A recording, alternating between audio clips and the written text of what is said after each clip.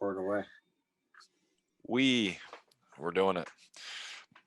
That is the most colorful shirt I've ever seen you wear. And it's only because it's on camo. You can probably guess I did not buy this for me.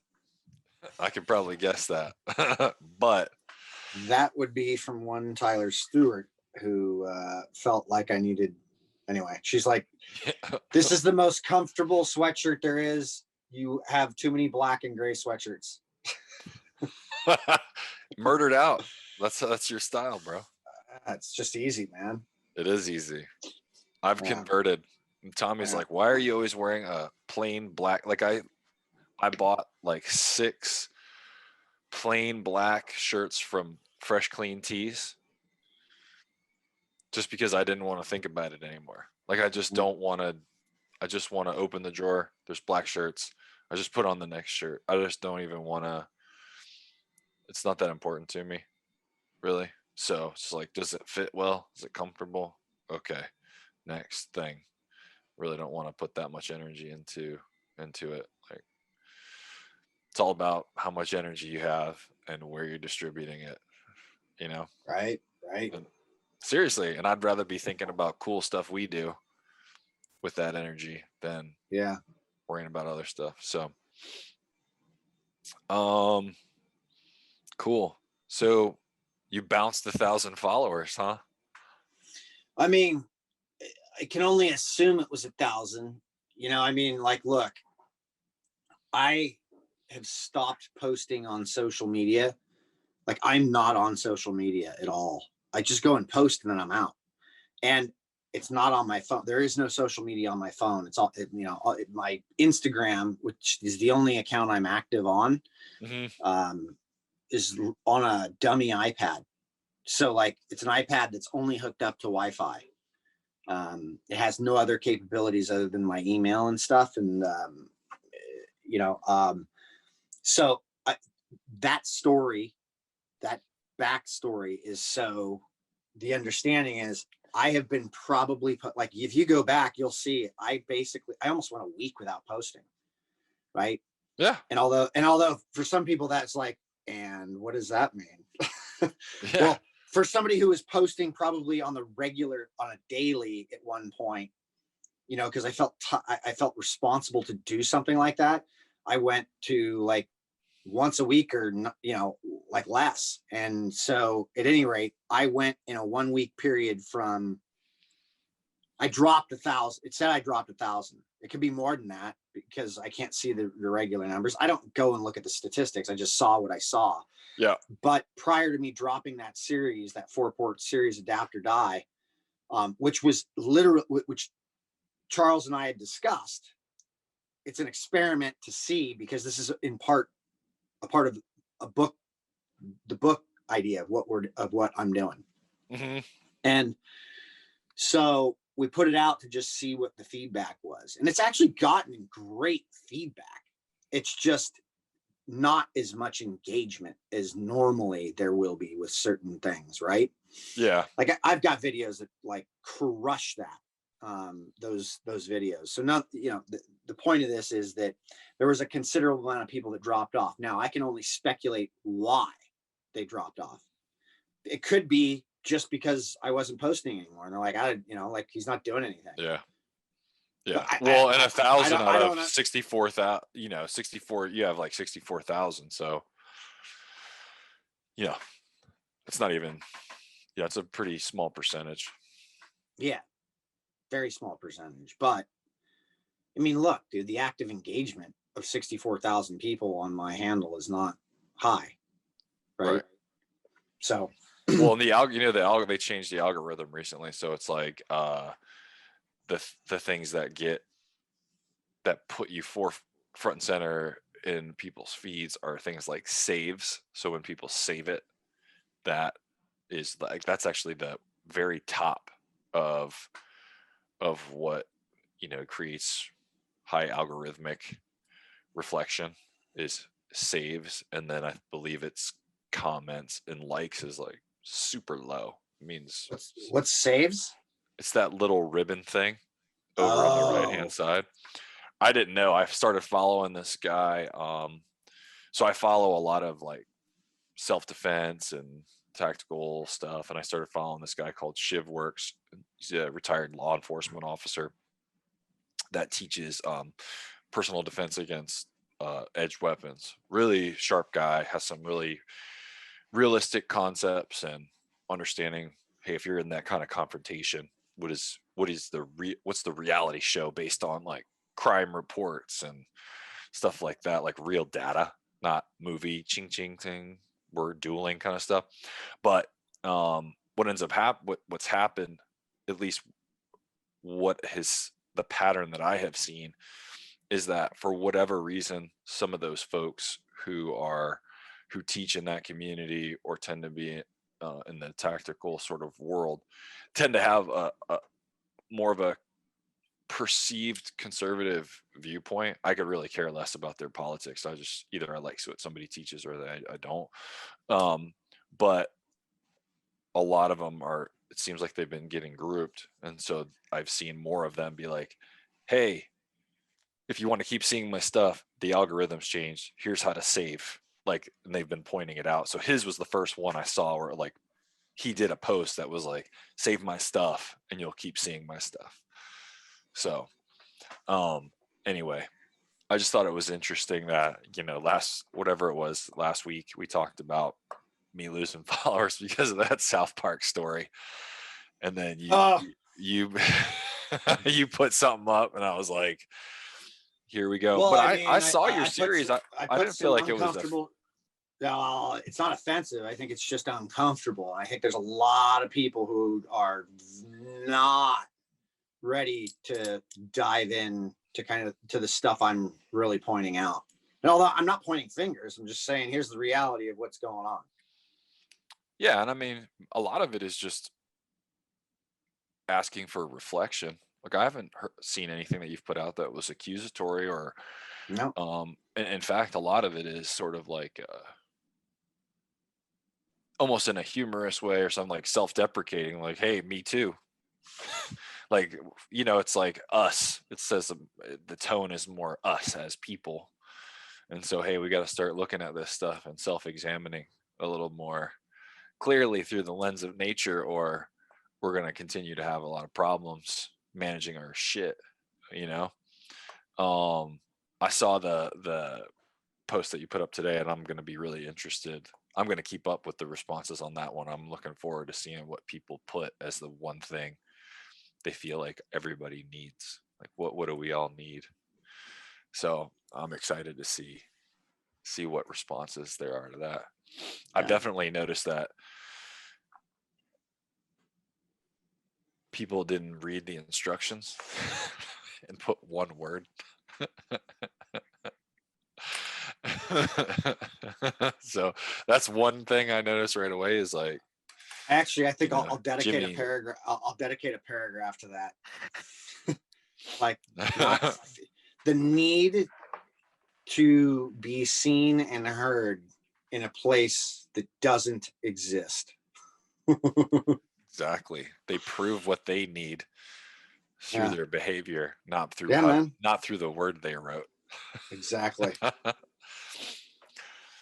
Yeah, I think it's oh man, social media it's an interesting experiment. I'm. It is an interesting experiment.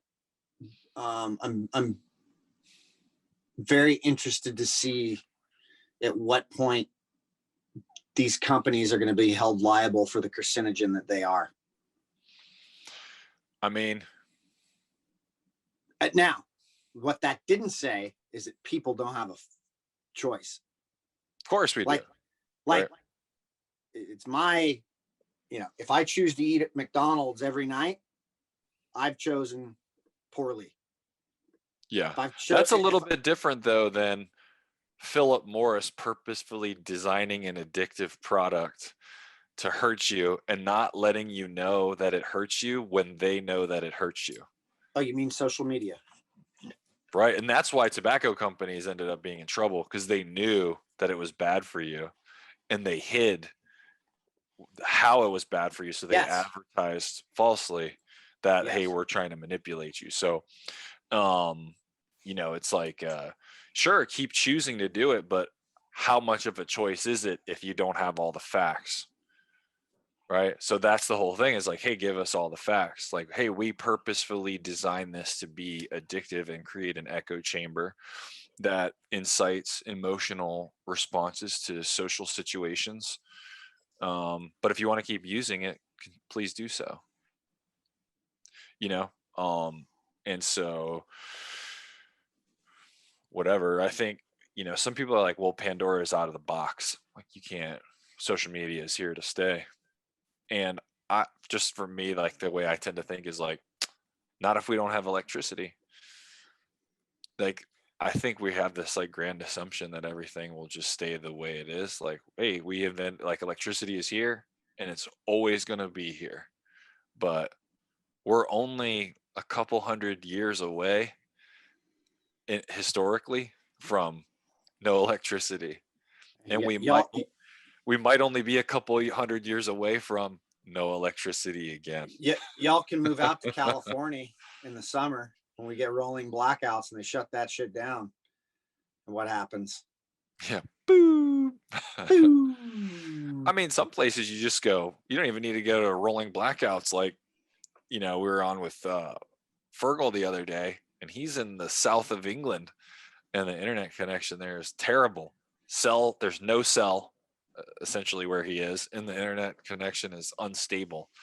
So it's like, there are a lot of places in the world where this stuff still doesn't touch, And you you're know? talking about a first world country, bro.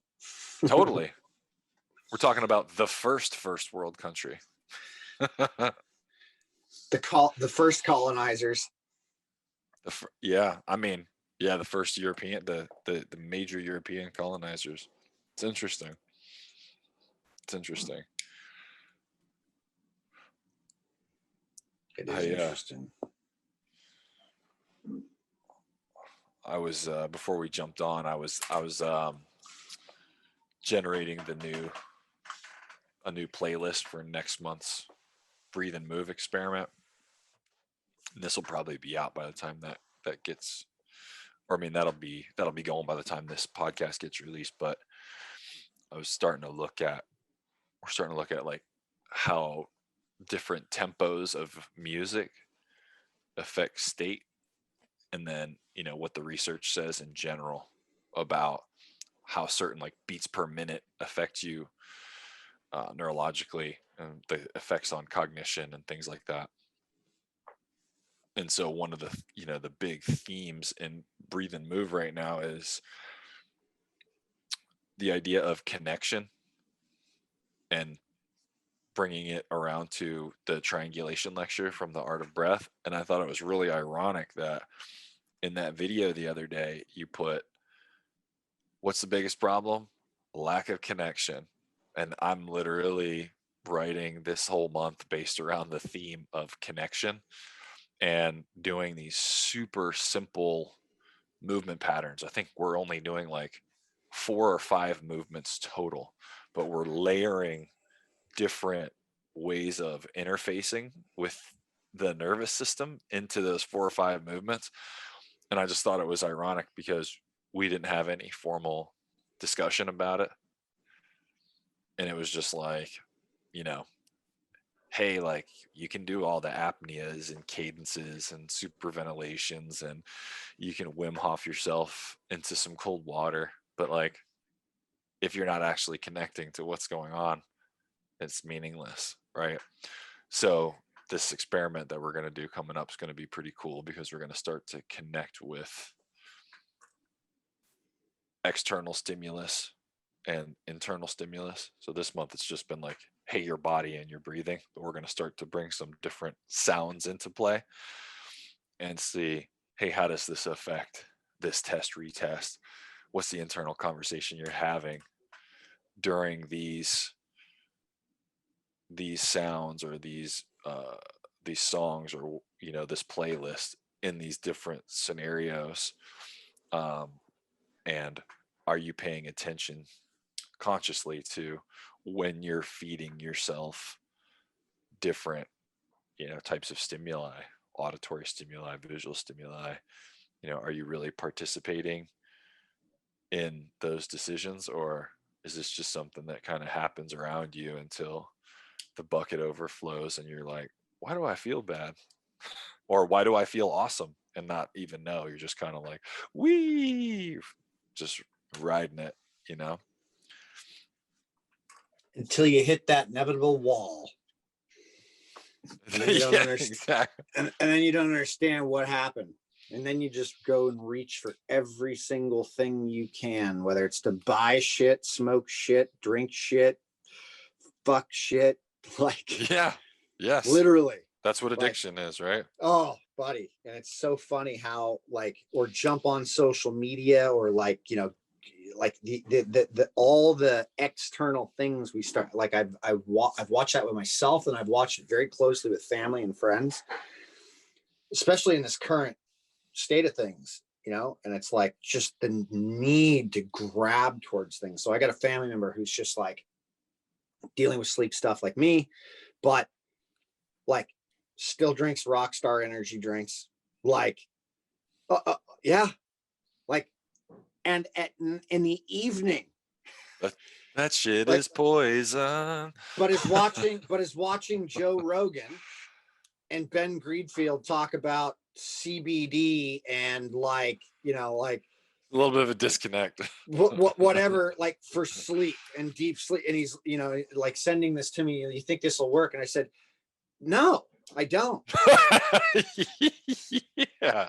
No, not at all. What are you like? And it's like, you can't even tell him, you know, because it's like, it's such a part of who he is that he can't believe the thing that he's drinking, that he's validated, has anything to do with the problems that he's having. And it's like, and That, it probably doesn't. It's not the thing, but if you can't remove that stimulant, yeah, it doesn't matter. you're never going to figure out why you're needing a stimulant at night in the first place. Yeah, well, that's like hitting yourself in the head with a hammer, asking somebody about how to fix your headache, and then going, well, do you think I just need a better hard hat? And just like continuing to hit yourself in the head with the hammer. It's like, why don't you stop hitting yourself in the head with a hammer first? And then we can talk about ways to protect your brain. But, you know, as long as you continue to do that, and, you know, I think sometimes this is like, of course, it's more obvious first when you see other people's behavior, right? Like it's way easier to identify in others than it is in ourselves for sure. But if you've, you know, like you and I came from a background where we dealt with this on very simple levels first as like fitness coaches, right? Working in gyms, and you see somebody and they're like, I want to lose weight in I want to lose X amount of pounds. Like that's the one of the very first, if you're a trainer, that's like the simplest kind of problem solving you're doing with people, right? I want to lose 90, 30 pounds not in 90% of the people you see, that's what they want. yeah, and you're like, and they're like, how many times a week do I have to exercise? And it's like, well, it depends. Are you gonna still eat like shit? Right? What supplements should I take? I'm like, well, maybe we should cut out, you know, since you're eating ice cream 7 days a week for dinner, maybe we should change that and get you to exercise on a regular basis. And then we can talk about, you know, supplements. And that's like, even now when guys at like jujitsu ask me about supplements, I'm like, how much do you sleep? Like, do you sleep? What's your sleep schedule? Like, don't don't ask me about stuff that, like, what should I take? Joe Rogan said such and such. I'm like, yeah, but do you sleep? Like, you can't do the, you have to do those basics first, and then you can layer on cool stuff. But yeah, everybody is like wants to do the fancy and not just like don't drink Rockstar at night, Mm-hmm. you know? Mm-hmm.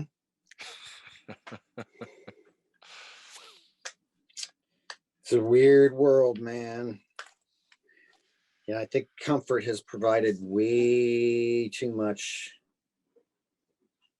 ability for an animal, for a caged animal. to think that it's thriving in the wild.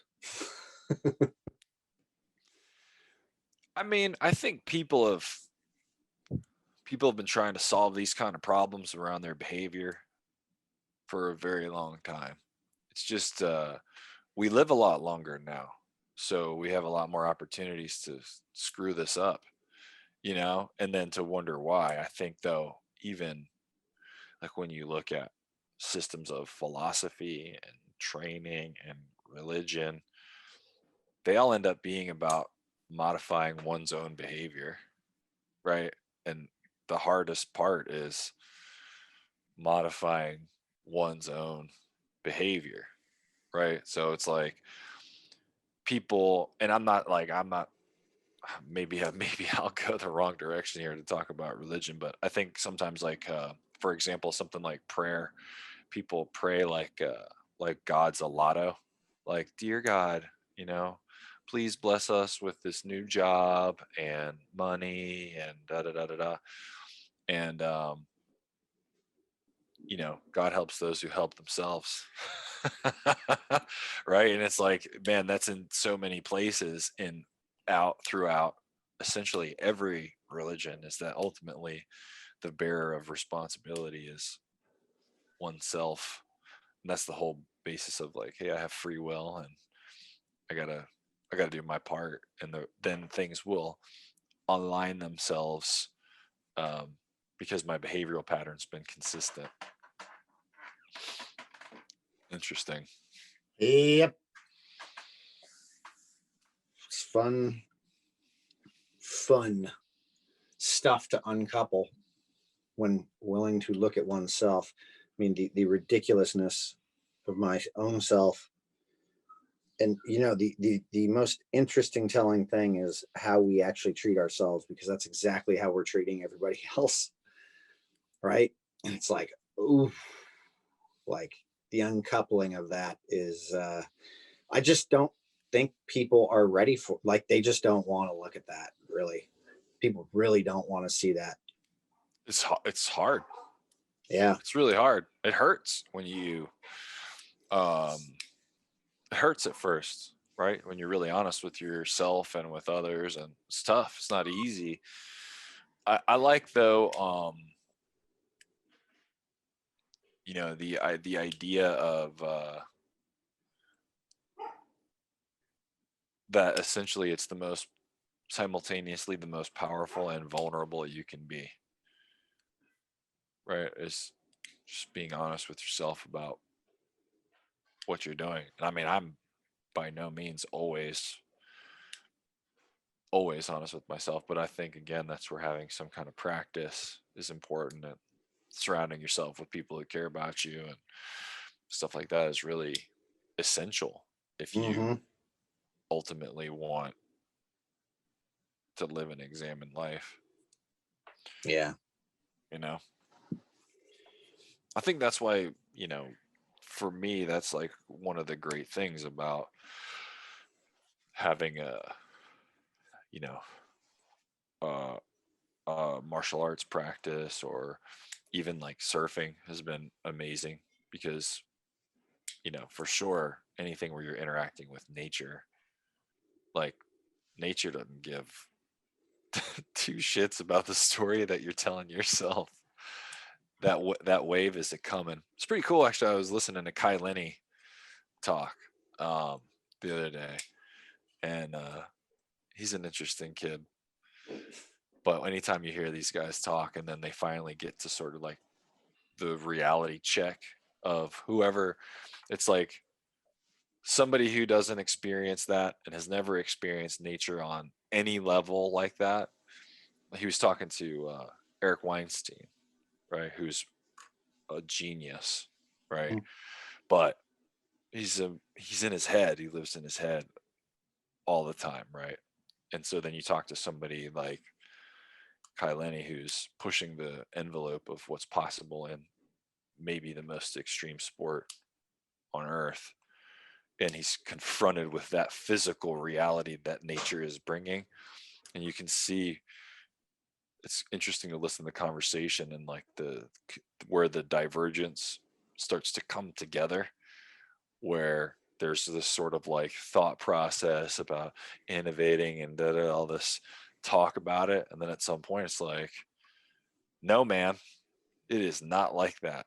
Like, I'm scared every time because when a 70-foot wave that's moving so fast that it's creating local wind is bearing down on you, you are scared to death.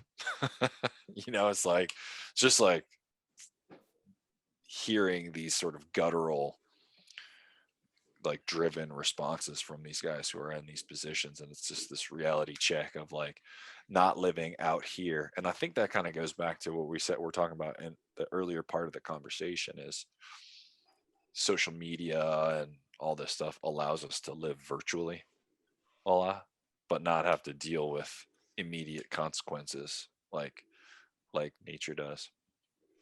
Anytime you remove the senses. It's funny because I was literally talked about this very similar thing on this social platform thing I did for that Black Labs presentation, post presentation, to like jump on and have a deeper level discussion. They asked about flow. And I think we might have talked about this a bit, but it was like, I've seen waves that are big waves, like that are terrifying, been out in that surf. And I'm like, you're like, wow, like I probably shouldn't be here.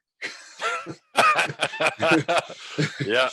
Like I really shouldn't be, but then, you're with people who this is what they do, and you have some idea of how to navigate and what to do in case of an emergency, etc.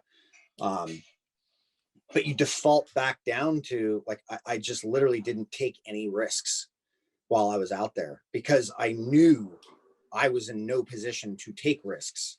Yep. Like dot I's, cross T's. That's all you're doing right now. Yeah. Dot I's, cross T's. If he goes down, you go get him.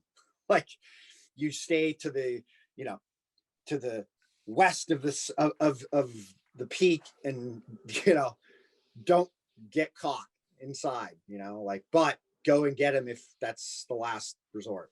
Yeah. It's like, oh, I can remember pretty well, like a similar intelligent, nervous feeling, like one of the first times I shot a gun. Yeah. And holding an explosion and going, whoa, that's a lot of power. Like if this goes a little wrong, it's death. Like for somebody around me or myself, or serious injury, right? Like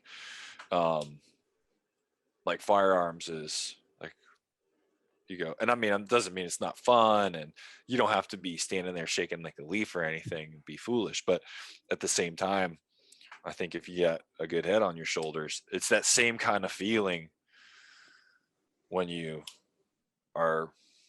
shooting.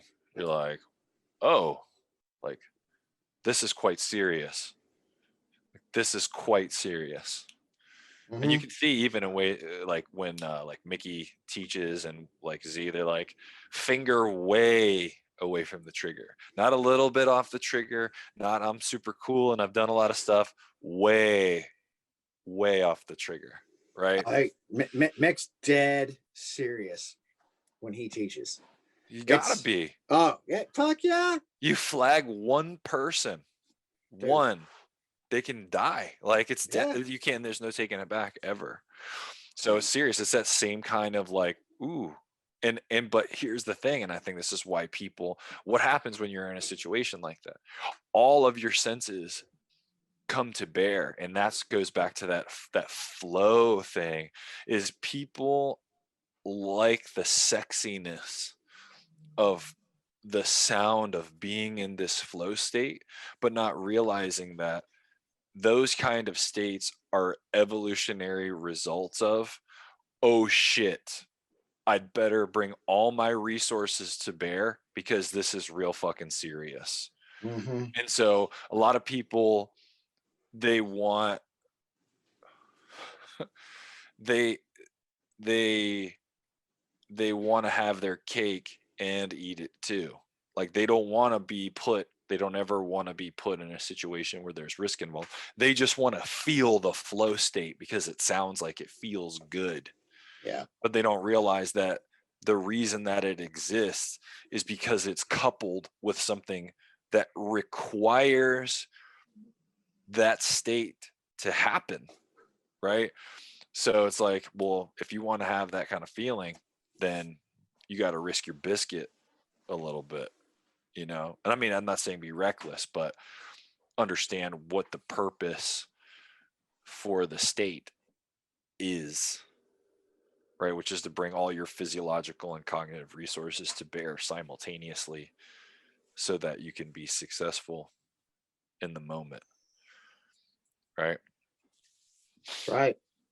So That's right. That nailed it. It's a bunch of oh shit moments and gathering all those resources in order to fucking make it work. And then you creating enough of a pattern in that to become comfortable to where it all comes together. And it's yeah, so funny how all that shit gets popularized and people like talk about it as though it's like we just want to, like the tech geeks want to get into flow state. And it's like, no, yeah, no, you actually got to go out and take and take a risk in something. that's why Fight Club was Yeah. such a generational zeitgeist for a Yes, lot it of, at was. least for Correct. men, right? Yeah. Because like getting punched in the mouth, and again, I'm not saying like let's be violent, but like getting punched in the mouth makes you think about right now. You know, like that's Hmm. it. It's just right. Here we are right now.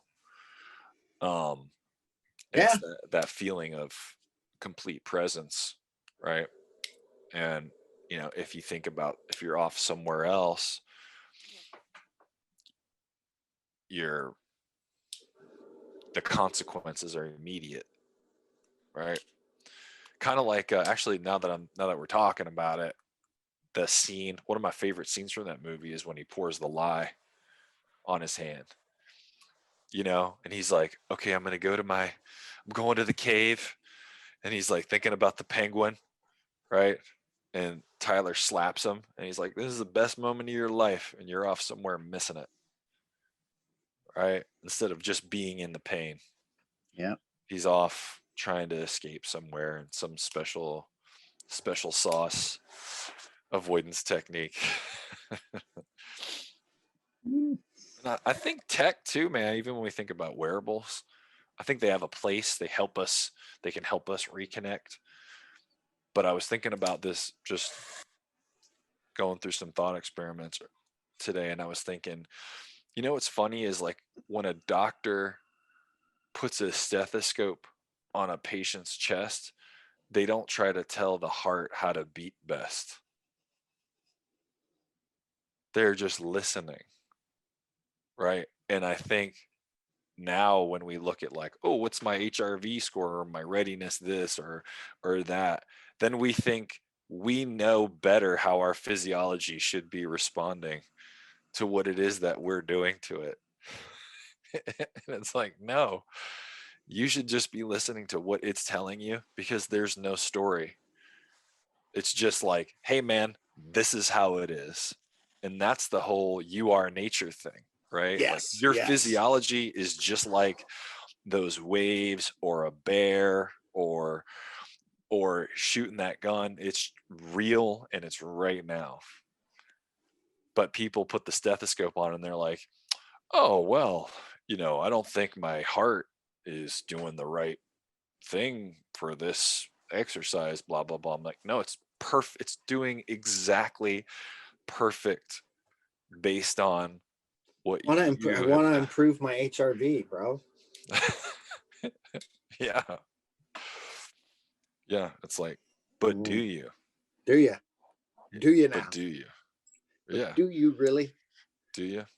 Why? Mm, HRV is good for you. It means you're healthier, right? Oh, got it. Sure, Hmm. sure. Yeah. Yeah, just depends on what you want, right? That's it. Cool. That's 30. Actually, I think that's more like it's almost 40. It's 40. So Uh-oh. boom.